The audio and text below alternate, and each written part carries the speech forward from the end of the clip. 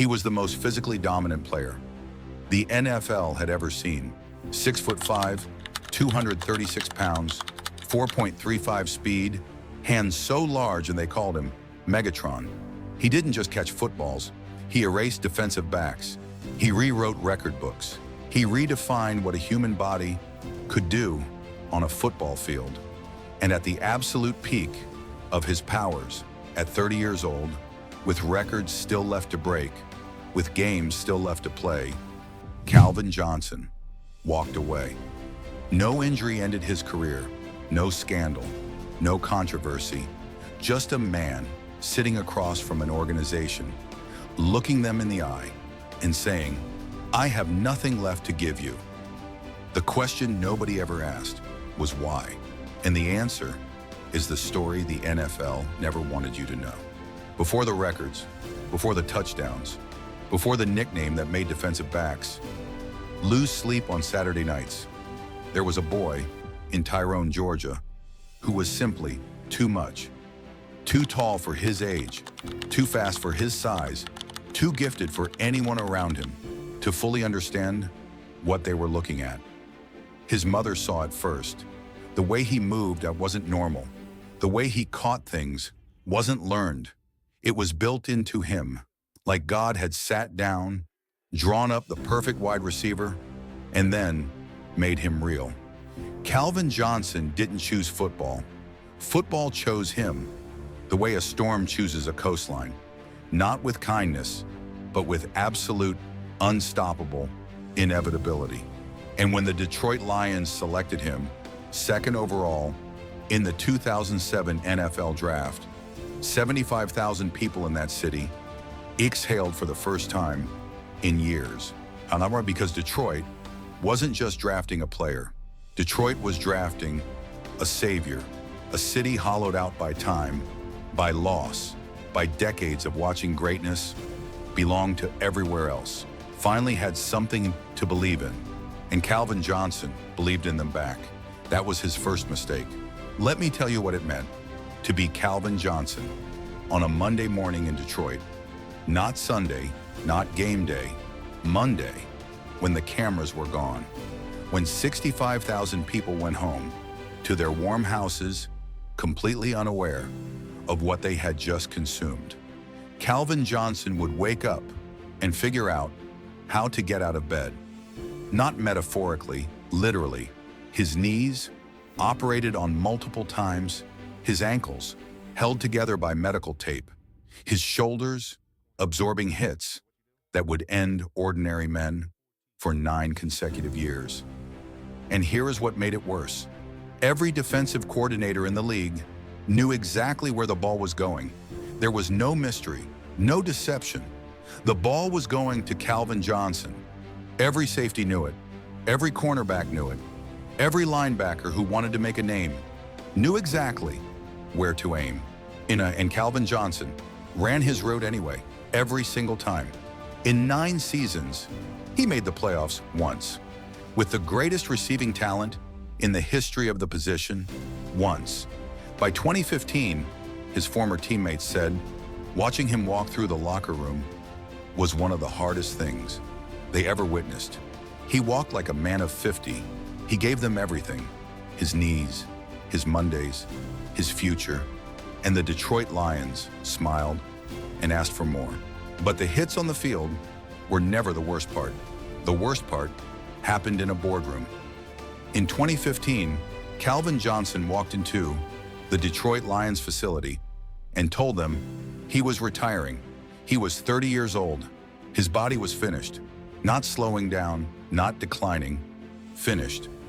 And the Detroit Lions, organization he had carried on broken ankles for 9 years, the franchise he had saved from complete irrelevance, looked across that table and made a decision that would define them forever. They asked for their money back, not a metaphor, not a negotiation. They demanded Calvin Johnson repay a portion of his signing bonus. A man who had given them his knees, his shoulders, his Mondays, his future. A man who had played through pain that would have ended careers 10 times over. was now sitting in a room, being told that his sacrifice had a price tag, and the Lions were collecting. Calvin Johnson paid it, not because he had to legally, but because he wanted to never have to speak to these people again. He wrote the check, walked out of that building, and never looked back.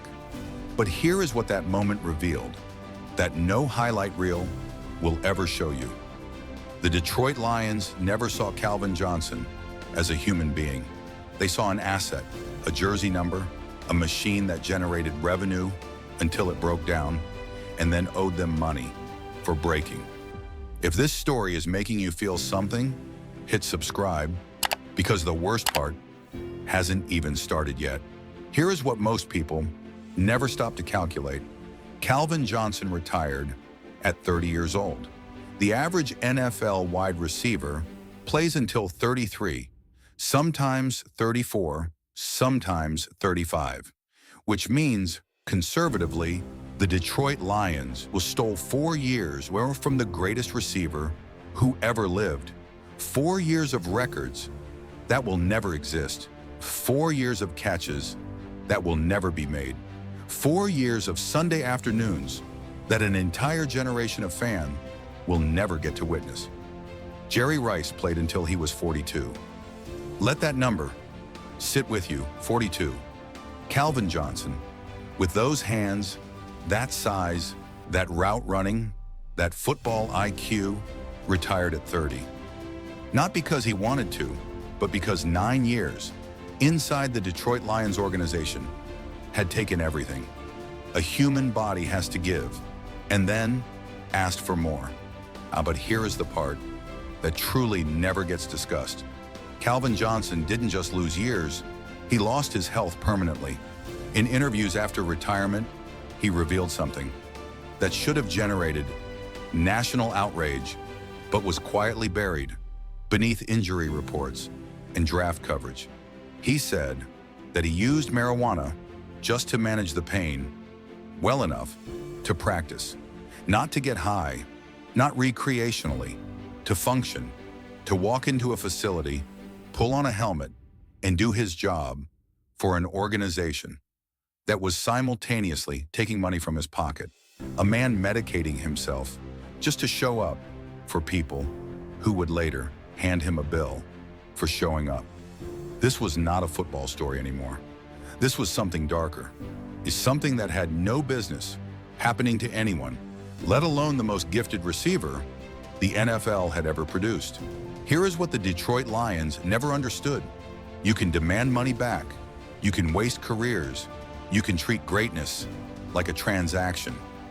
But there is one thing no organization, no boardroom, no contract clause can ever take: the record book. On October 27, 2012, Calvin Johnson caught a pass in the back of the end zone for his 14th receiving touchdown of the season, breaking Jerry Rice's record that had stood for 20 years. A record that football experts genuinely believed would never be broken, not in their lifetime, not by anyone. Calvin Johnson broke it in his 6th season on a team that couldn't protect its quarterback, couldn't run the ball, and couldn't get out of its own way. He broke an unbreakable record while carrying dead weight on broken ankles. And when the final whistle blew, his teammates mobbed him. Stafford embraced him. The crowd, even opposing fans, gave him a standing ovation. Because some moments transcend team colors. Some performances transcend wins and losses. Some human beings are so extraordinary that even people rooting against them cannot help but witness what they are seeing. But here is what that moment truly represented. That record, and was not just a football achievement, it was a message, written in catches, in yard, in broken coverage, in Monday mornings spent learning how to walk again. The message said, I was here. I gave everything. This field, these numbers, this record cannot be taken back. The Lions took his health. They took his years. They took his money. But Calvin Johnson had already taken something from the history of this game that will exist long after the Lions organization is forgotten completely. His name, permanently carved into the greatest records the NFL has ever known. That was never theirs to touch. So let's go back. One final time, a boy from Tyrone, Georgia, too tall, too fast, too gifted, who gave a broken city something to believe in, who ran every route on shattered ankles against defenses built specifically to destroy him, who showed up every single Monday when showing up cost him everything. And what did the Detroit Lions give him in return? A bill, a handshake, and a door. But here is what they never calculated when they handed him that bill and pointed to that door. Greatness doesn't need an organization's permission to be eternal. Calvin Johnson walked out, and the legend walked with him. Not theirs, his. Every record, every catch, every Monday morning, he chose to show up when everything in his body screamed, stop. That belongs to him forever. You know the story now. You know what it cost him. You know what they took. You know what they could never touch. But before this video ends, I need to ask you something personal, because Calvin Johnson's story isn't just about football. It's about every person who has ever given everything to something that didn't deserve it. Every person who showed up on their own Monday morning, broken, exhausted, running routes for people who never once looked up to notice. You know that feeling. Maybe you're living it right now. And if you are, then hear this. The same way Calvin Johnson heard the crowd roar when he broke that record on broken ankles, on a losing team, in a city that needed saving. Your record exists. Your sacrifice is documented in ways that no organization, no contract, no boardroom decision can ever erase.